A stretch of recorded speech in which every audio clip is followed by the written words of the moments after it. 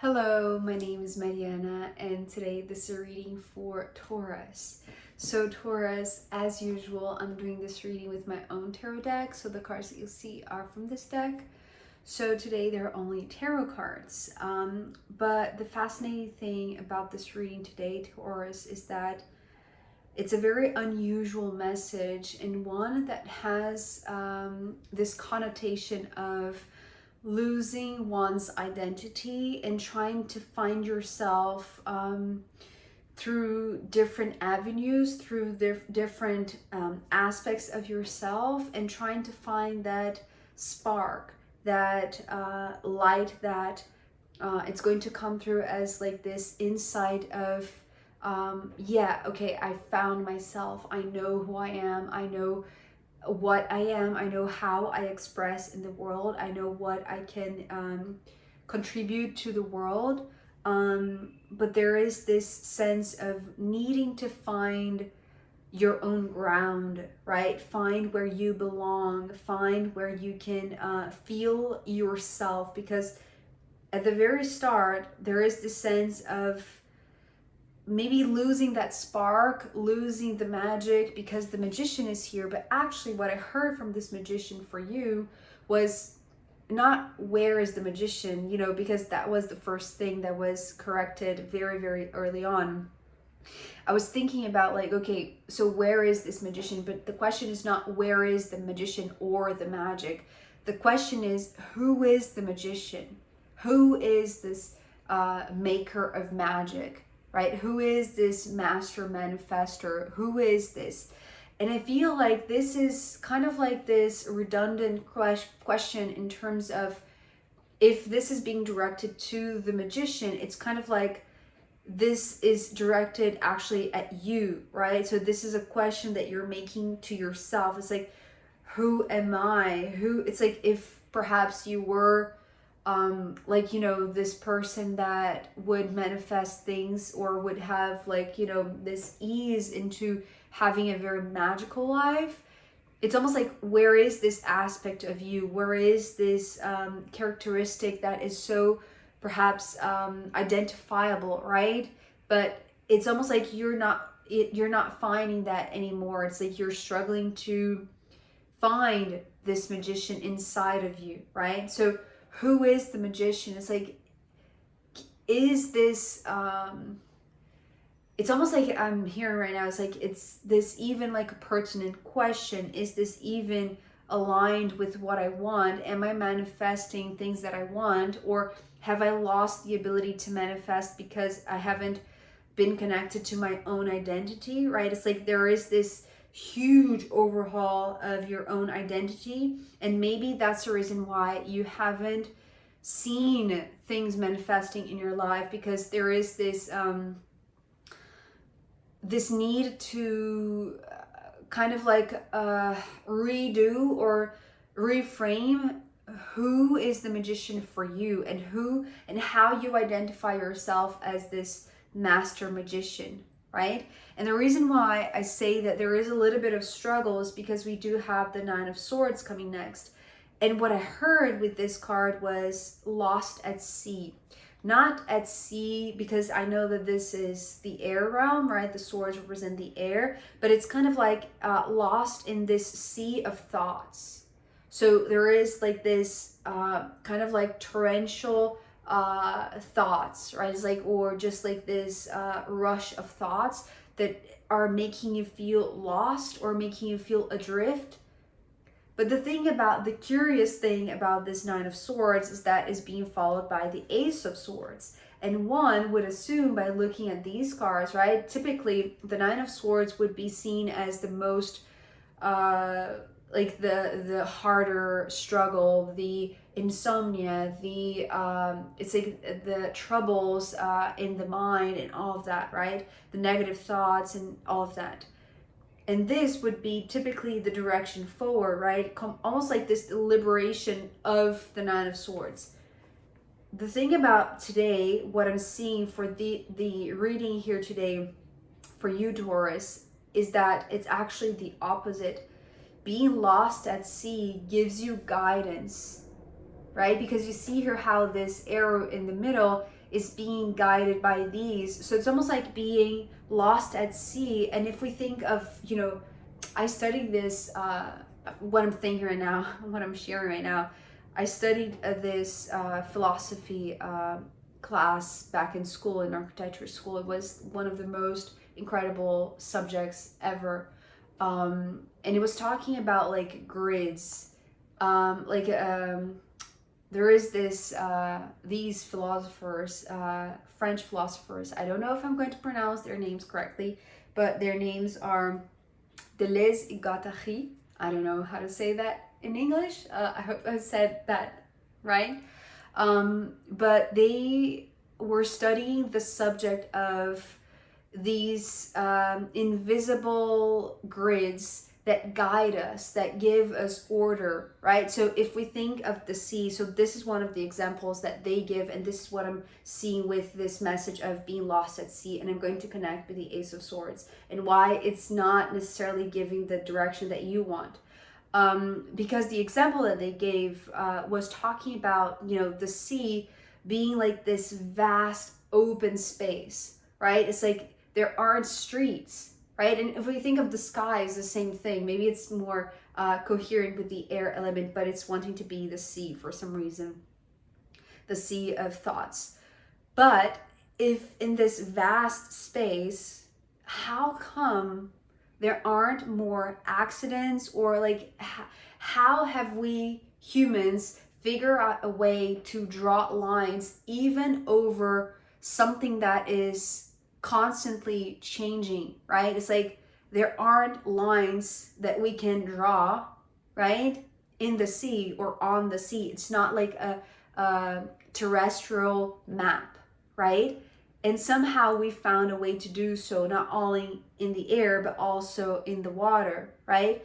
And so it creates kind of like this map, right? This grid, these streets or these roadmaps that guide us in such a vast territory. But it's all invisible. It's not something that we're going to see. There aren't going to be, well, there are a few signs, right?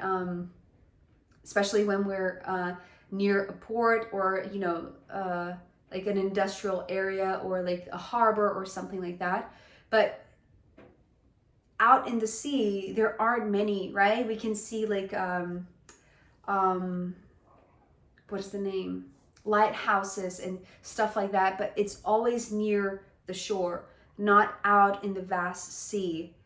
And so here, it's almost like that. It's like the more we go outside, or the more you, Taurus, go out and explore your own thoughts, it's like it's almost like the more the farther you are from the shore, it's like the more you need, maybe the more you're worried that you need this guide, right? That you need the what is the word?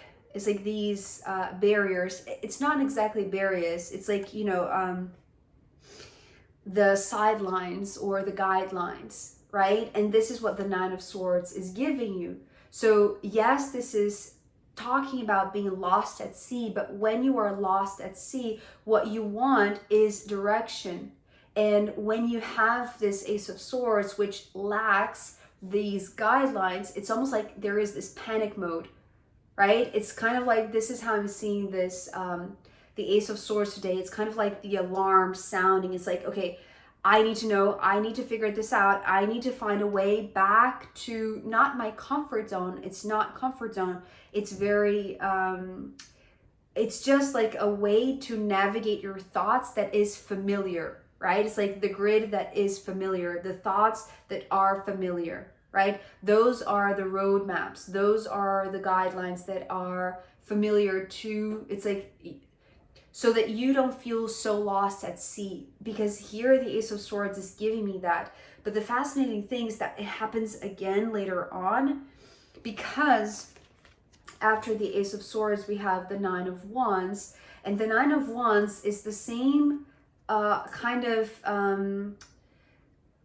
feeling a little bit unnerved. You know, and this was also in yesterday's collective reading. It's like, it's a little bit nerve-wracking, right? It's like the two cards that are typically very nerve-wracking, very overwhelming, very burdensome, very struggling, right? It's like there is a challenge, a real challenge. But, you know, later on, the Ace of Wands is coming here, and it's again the same message that I was seeing with the 9 and the Ace of Swords. But the thing about the Ace of Swords leading and then another 9 showing up is that I feel like somehow when you enter this panic mode, it's like your mind is so smart, is so intelligent that it finds a way to it's like it finds the way back to the roadmap or back to the street, back to the guideline, right? It's like you're back to having those protections. It's like you need to have things that are close to you, maybe, you know, the sensation that there are references around, right? It's like you need these standards in a sense so that you can continue forward, maybe to feel like you are progressing. But the thing about the 9 of Wands specifically in this reading is talking about the spark, because the spark was lost here with the Magician, remember? It's like there are a few glimpses here of the magic that it's like you can still sense that the Magician is around, but it's like there is this sense of losing the identity, losing the magic, right? It's kind of like they are intertwined.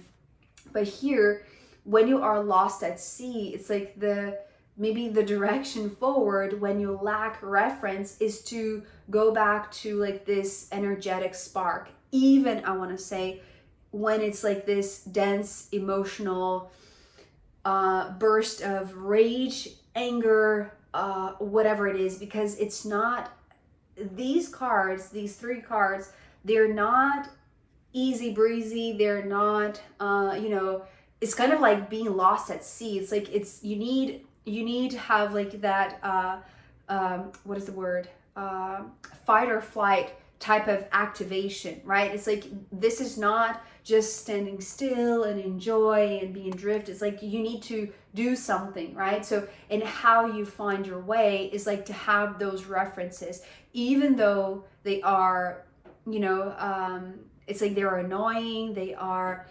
overwhelming, even though they are it's like they're just like touching you in those, you know, very vulnerable spots, right? We had the Chiron and North Node conjunction yesterday, so it's something that it's still very raw, right? All of this is very raw, and that's the reason why maybe this epiphany wouldn't be as clear, right, as, you know, these cards. It's like having the reference is significant, because even though you could have clarity, it's like in the midst of, you know, this despair mode, it wouldn't be as helpful, right? It's like the insight needs to come with reference, because the reference, even though it's this it's almost like this volcano exploding, right? But the volcano exploding is also helping you to see that there are still sparks, right? Even though the sparks could not be like the magical kind that you wanted, but there are still the sparks, right? Even if it's just like, you know, flames and, you know, again, the inflammation that was coming through in the collective reading also. And the thing about these sparks starting to fly, right? Maybe it's this fight or flight response. It's like you realizing that you can no longer stay here. It's like, yes, the references are back here. It's like, okay, now I know this lane. Now I know that I'm back with this roadmap. Okay, I can proceed forward because the Queen of Swords is coming next. So see how now, yes, we still have the Ace of Swords here, which was here in the Nine of Swords, right? Here it was kind of like not pressed by many thoughts, but it's almost like you were, it's like stuck in this web of thoughts, right? That's the reason why you were lost at sea, this sea of thoughts. The moment that there is this, it's like there is this one that gives you the sense of, okay, I know I need to do something. I know what I need to do. And then the sparks start to fly. It's almost like this is you back to your lane, understanding that who you are it's like it's made of various different aspects, right? It's almost like the lane itself is made of different phases of you, because I'm seeing this as almost like this timeline. So it's almost like this is your yesterday version, 2 days ago version, this is your yesterday version, this is your current version, this is your tomorrow version, this is 2 days from now version. So it's almost like this is you walking the timeline. So it's kind of like this known path. And because for this Queen of Swords, this is important, because what she's trying to figure out is who she is, right? It's like it's her own identity. This is what she wants to know. And the difference between this the Ace of Swords that is empty, or that is like adrift, from this one, because this one is now integrated to the heart, right? I often say that the Queen's crown is this heart. So it's like bringing the Ace of Swords, which is this mental awareness, to this very emotional and sensitive awareness to the heart, right? So it's almost like, okay, what I heard and what I was going to say is the High Priestess. This Queen of Swords is kind of like, it's almost like the evolution, if we were to see this timeline of the nines as like, the more you walk ahead, the more you are walking towards your future self. And your future self is this High Priestess, right? So, but how do you get there? It's like you need to become aware of where you are right now. And where you are right now is in this process of having some sort of awareness that you're lost at sea in your own thoughts, and then realizing that having no reference makes you feel even more lost than it should, right? It should give you clarity, but it doesn't. So going back to a specific situation or a specific emotion, or like the way to burst with your fire inside, it's like gives you this it's almost like decompressing, right? It's like if there are emotions or thoughts that have been suppressed, this helps to decompress, right? So, and this gives you this sense of, okay, I can have this one way to go, this one direction to go, but if it's inside of me, I know that what is moving me, it's actually like this search for myself, right? So this it's like this Queen of Swords is seeking for her own identity. So all of this is in terms of, okay, I know that I have been lost at sea. I know that I have, lost these magician abilities. I know that I have lost myself, my own identity. Who am I? Who is the magician? Where am I? But these thoughts, these familiar emotions, even the suppressed ones, it's like they're here now to push you forward in a way that it's like you're going to be more clear, right? About what is, or what used to be your reference, right? External references, especially because another 9, right? So the 9 of Pentacles now, and this is kind of like this, not journey, but it's like this passing of the time. It's like the more that you are in this, using this roadmap and walking down this lane, it's like you're not diminishing your thoughts, you're not diminishing your struggles. It's like you're walking through them, right? It's like you are going through them, and that requires a lot of wisdom, right? It's like you're taking this seriously. This is how I'm perceiving this. You're taking this seriously. But the 9 of Pentacles right now, it's like the way to realize who you are, even among these external references, because the 9 of Pentacles is just materializing that, right? It's just turning this into a concrete reflection of who you are, because the 9 of Pentacles is talking about accomplishment. It's talking about things that you have done, things that you have achieved, or prizes, or, resources, like the money that you made, the projects that you created, the relationships that you had, your body, right? It's like your career, these human tangible accomplishments. This is what this is talking about. So if before you were feeling lost at sea in your own sea of thoughts, and then there is this small, it's kind of like this small yearning for direction, it actually brings you to, it's like to expressing all of these emotions, and that brings you back to your lane, which, you know, in return, it's like it's giving you the sense of, okay, I need to figure this out. I need to bring this sword of truth to my inner being, to find the identity in myself and not just in these external things. Not that the external things are not relevant. The Nine of Pentacles here is talking about it's a process of going through even the external accomplishments, especially because the Ace of Wands is coming next. So remember what I was seeing with the Nine of Swords and the Ace of Swords, right? It's almost like there is this need to walk, at least in the beginning, at least in these first few moments of realizing that you are still a bit lost. It's like this very raw truth. It's like it wouldn't be beneficial. It wouldn't be helpful, right? It happens here because when we have the Nine of Wands, but we do have the Queen of Swords and the Nine of Pentacles before the Ace of Wands, I feel like this is the realization that the spark that you were looking here, it's not necessarily, it's like it doesn't need to be embedded or found just in the external things. And this is the realization that comes with the Queen of Swords looking at the Nine of Pentacles. It's not that this is not valuable, right? It helps to, again, bring the reference, bring the kind of like this ladder of accomplishment or this perception of growth or progression or, you know, evolution, development, however you want to see, right? It's like the physical, what is the word? It's like the evidence or proof, right?